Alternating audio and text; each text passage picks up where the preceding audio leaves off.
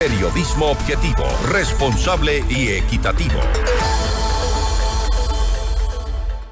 A Guillermo Lasso le queda menos de un día en el poder. A partir de mañana, Daniel Noboa será el nuevo presidente de Ecuador. Pero ¿hacia dónde deben apuntar sus acciones? Lo vamos a revisar en nuestra siguiente entrevista. Esta es la entrevista de Fausto Yepes. Hoy con...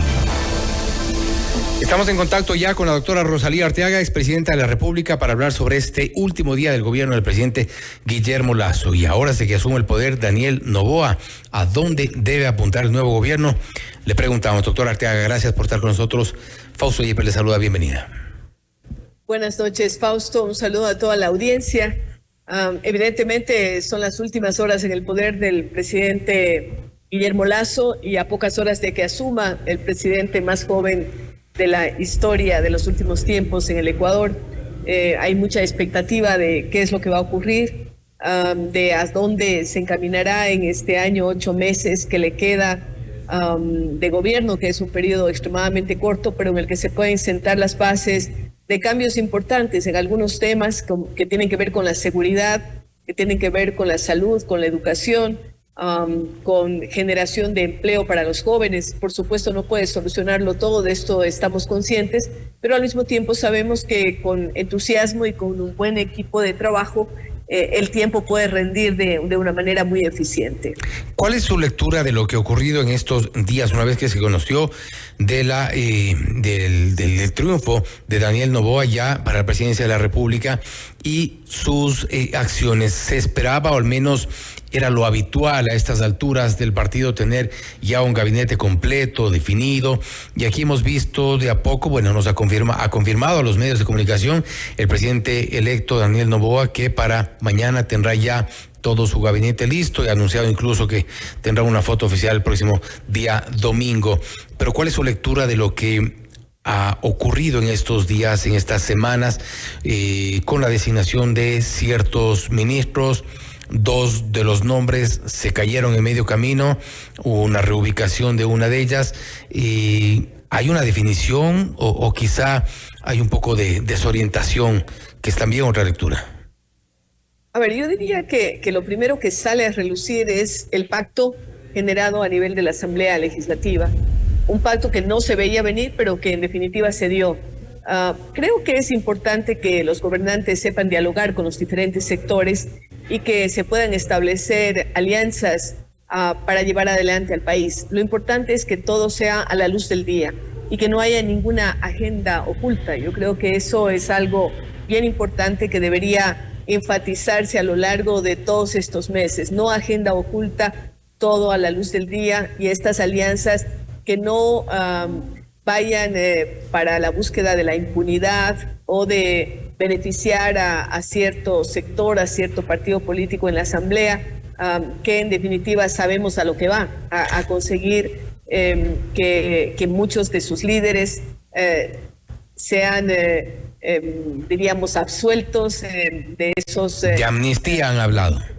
De esos delitos que se han cometido, sobre todo el tema de la corrupción, que ha sido extremadamente grave. Eso por un lado. Por el otro lado, efectivamente, creo que todavía faltan algunos ministros. Vi hace poquito que se anunciaba la nueva ministra de Cultura y algunas designaciones que están llegando de a poco en estos últimos días. Esperemos que efectivamente para el día de mañana tenga listo su gabinete y que sean personas que tengan una doble condición. Primero, que sean personas honestas. Yo creo que el país está saturado de esos escándalos, de la deshonestidad que a lo largo de décadas parece que se ha enseñoreado en el Ecuador.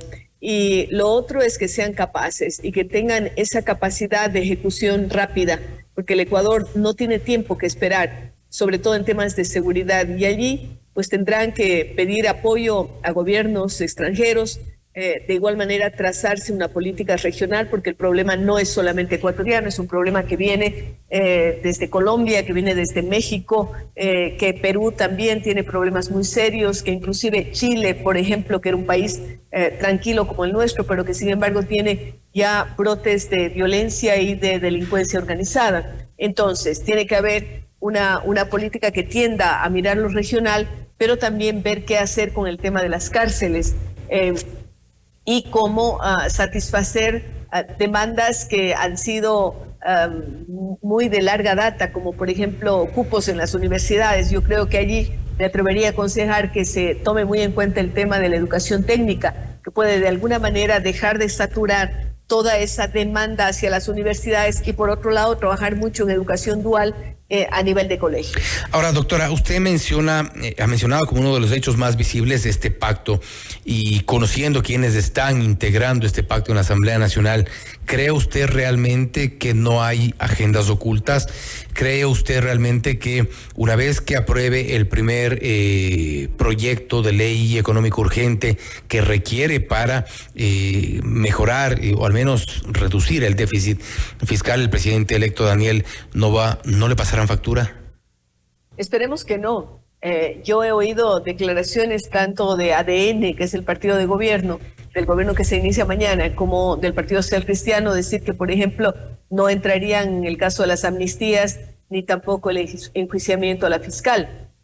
Esto son buenos anuncios, yo diría, para el país, pero habrá que ver qué pasa y cuáles son los siguientes pasos en la Asamblea. Yo creo que también va a depender mucho de la ministra de Gobierno que ha sido nombrada y de su capacidad de diálogo con la Asamblea, de llegar a consensos, pensando no en el bien de una persona, no en el bien de un partido, sino del país. Yo creo que esto deberíamos estar atentos todos los ecuatorianos para tomar cuentas a los legisladores, porque muchas veces se toma en cuentas al Ejecutivo, pero los legisladores permanecen impasibles y muchas veces se reeligen. En este sentido, entonces, hay que estar muy atentos a lo que va a pasar en la Asamblea en los próximos días y, por supuesto, al desempeño del Ejecutivo con esas carteras de Estado, con las definiciones que tendrá que tomar inmediatamente el presidente de la República. Se habla también de una consulta popular para el mes de abril. Ojalá la tuviéramos antes, porque yo creo que el país necesita cambios importantes y que la gente vea líderes en acción y líderes honestos. La principal preocupación de los ecuatorianos es, sin duda alguna, los problemas de inseguridad, la inseguridad que azota todos los rincones del país, lamentablemente, y es una de las deudas que deja el presidente Guillermo Lasso. No obstante, a inicios de semana se reportaba, por ejemplo, que el equipo de transición del gobierno electo no se había comunicado con las autoridades, por ejemplo, del Ministerio de Defensa, que tiene, al menos creemos nosotros, importancia en todo el contexto de la seguridad del país. Hace apenas un poco más de una semana, recién parece habían tomado contacto con el Ministerio del Interior.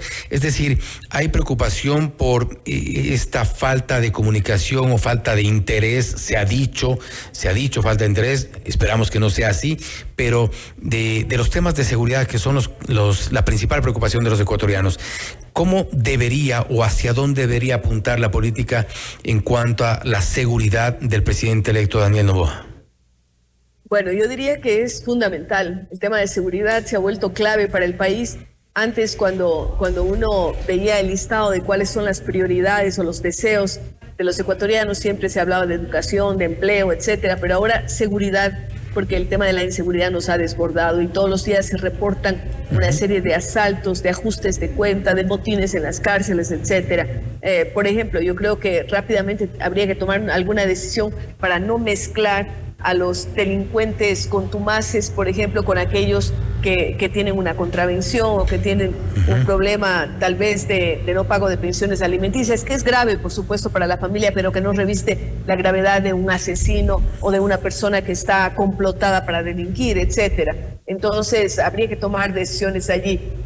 Por supuesto, cada ministro va a tener que formar un equipo de trabajo y allí yo creo que lo ideal es no pensar en barrer y cuenta nueva, porque este gobierno no va a tener tiempo de hacer las cosas. Entonces, es importante que cada uno se rodee de algún grupo de asesores que vaya a ayudar a encaminar el Estado, que vaya a encaminar su cartera pero que de Estado, pero que al mismo tiempo tenga la experiencia de ciertos funcionarios que han venido trabajando y que desde luego pueden ejercer una acción, diríamos así, de darle los elementos, los insumos necesarios al nuevo ministro, a la nueva ministra, al propio jefe de Estado respecto del accionar. Pero se necesita un balance que a veces puede parecer muy complejo de experiencia y por supuesto de nuevas directrices, de gente joven que ha llegado al gobierno.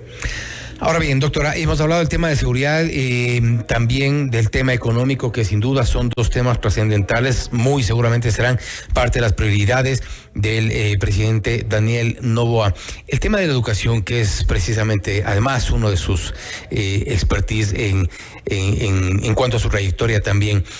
¿Cómo debería enfocar el tema de la educación? Es otro de los problemas que se ha generado en nuestro país, la falta de acceso de estudiantes a las universidades, la deserción por otro lado, es un problema grave que podría eventualmente por las otras prioridades quedar en un plano secundario. Así es. Yo creo que el nuevo ministro, porque ya sabemos quién va a ser, quién va a ser ministro de Educación, el ministro Calderón, entiendo que un profesional guayaquileño, profesor universitario, seguramente va a tener algunas ideas, pero creo que es importante enfatizar en la necesidad de capacitación a los docentes. Esto es algo imperativo. Si queremos tener mejor calidad de educación, debemos tener mejores docentes, por un lado. Por otro lado, yo creería que debe haber una alianza muy rápida entre universidades y Ministerio de Educación, de tal manera que los estudiantes de los últimos años sean mentores de los más pequeños, de los estudiantes de escuelas y colegios, de tal manera que evitemos la deserción y al mismo tiempo podamos tener una atención, porque un profesor que tiene 40, 50 estudiantes difícilmente puede prestar la atención debida, pero si tiene 4 o 5, una especie de ayudantes de cátedra que serían estos estudiantes a manera de mentores, a manera de personas que hagan un seguimiento, rápidamente podemos llenar la brecha aquella que se dio durante la pandemia y que venimos arrastrando desde allí. Son acciones que no requieren una gran cantidad de dinero y que al mismo tiempo lo que ameritan es decisiones políticas. Si se ha declarado en emergencia a veces por fenómenos naturales como lo que tenemos ahora, el tema de energía, que es otro de los problemas graves que tiene que enfrentar el gobierno, inclusive veía el problema en Cuenca con los ríos prácticamente secos, el Tomebampa y los otros ríos, y son los que alimentan también al río Paute que está abasteciendo de agua a esas represas, tanto a la de Paute como de Mazar. Pero yo diría, si es que se toman acciones rápidas, se podrán tener resultados en un tiempo bastante corto, y allí hay que trabajar intensamente desde los primeros días y rodearse de gente capaz que pueda dar un consejo, que pueda asesorar y que al mismo tiempo se ejecuten rápidamente las acciones. Decía, si se declara en emergencia otras áreas de gobierno, ¿por qué no declarar en emergencia la educación? Y de esta manera agilitar los procesos al interior del Ministerio de Educación. Ahora también es importante señalar que ciertas iniciativas pueden aportar a las intenciones del gobierno a mejorar la educación. Por ejemplo, el concurso de excelencia educativa de la Fundación Fidal. ¿Cómo podría darse ese aporte en el contexto de las necesidades, los requerimientos del sector educativo del gobierno? Muchas gracias por mencionar aquello. Efectivamente, nosotros como Fundación Fidal venimos trabajando muy arduamente, apoyados por instituciones tan importantes como la Universidad Internacional de La Rioja, que es la que da el primer premio de $10,000 al mejor maestro. Justamente nosotros en Fidal estamos en el proceso de convocatoria al 16º concurso de excelencia educativa, que es un concurso pues que ya tiene 15 ediciones anteriores y que busca mejorar calidad de educación y también mejorar autoestima de los profesores. Este concurso está hecha la convocatoria hasta el 31 de enero del próximo año, del 2024, y en él pueden participar profesores de escuelas, colegios, tanto privados como públicos, fiscomisionales, municipales. Pueden hacerlo de manera digamos, individual, pero también de manera colectiva, con varios de los profesores aglutinados en diferentes áreas que existen. Nosotros tenemos, si usted me permite, una página web a través de la cual pueden informarse con más detalle maestros y maestras que me están escuchando, o hijos de profesores. Sí, claro, por supuesto. Un primo, un profesor, etcétera. Nuestra página web es www.fidal-medioamlat.org. Repito, www.fidal-medioamlat.org, o pueden llamar en horas de oficina en la ciudad de Quito al teléfono 244-4428 o 244-4407, que con gusto les podemos dar información sobre la forma de presentar, la guía de presentación y esta convocatoria que está dirigida a todos los maestros del Ecuador y de toda Iberoamérica. Importantes iniciativas que bien podrían ser emuladas también para el sector público. Este incentivo a maestros, a profesores, que podría ayudar también, como es el objetivo primordial a mejorar la educación en nuestro país. Doctor Arteaga, nuevamente gracias por haber estado con nosotros. A usted, muchas gracias y buenas noches para todos. Gracias, igualmente. Ha sido la doctora Rosalía Arteaga, expresidenta de la República, hablando sobre el último día del gobierno del presidente Guillermo Lasso y a horas de que asuma el presidente Daniel Noboa, cuáles deberían ser sus prioridades, hacia dónde debería apuntar. Los temas de seguridad, sin duda, los temas económicos, sin duda, pero también la educación, otro de los pendientes y otro de los grandes desafíos que tiene por delante el nuevo gobierno. Esto es Notimundo Estelar, siempre bien informados. Usted está escuchando Notimundo. Periodismo objetivo, responsable y equitativo.